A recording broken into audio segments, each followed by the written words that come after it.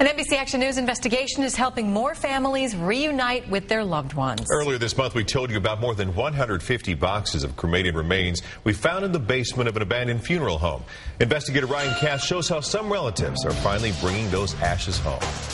This is all that I really had from my father. So. For years, a stuffed animal was the only memory April Jackson had of her father. I've got like 6 pictures. On her 16th birthday, she finally saw photos of Stephen Johnson, putting a face to the man murdered before she ever had a chance to know him. I feel like my father's been almost forgotten for like so long, but I think of him so much now. April saw our investigation about finding 155 boxes of ashes in an abandoned Kansas City funeral chapel.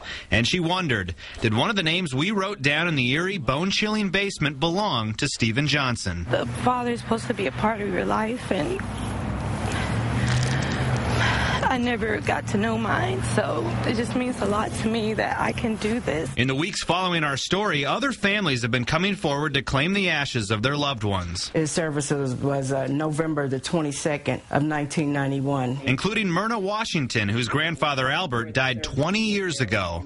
Seeing the name of the old E.R. Morris funeral home jogged her memory. She says anyone with a sliver of doubt about their relative's final resting place should pick up the phone. We didn't have a clue what it was, and it just brought closure to our family. It was very important. I think you should look into it, if nothing else. Unbelievable. Stefan Morris helped move the boxes out of the abandoned building and transfer them to the funeral chapel he and his brothers own in South Kansas City. Actually, I feel kind of like a saint, to be honest with you. His father owned the old E.R. Morris funeral home before his death. For Stefan, this is a chance to repair the family legacy. After the news broadcast have actually stopped me in the street, believe it or not, and told me that's a good thing that I'm doing and everything. My dad was a good guy. Hello, April. Hi. And here is Mr. Johnson. Thank you. There you go. We were there when Stefan handed April an important black box, an emotional moment she says she'll never forget. Thank you.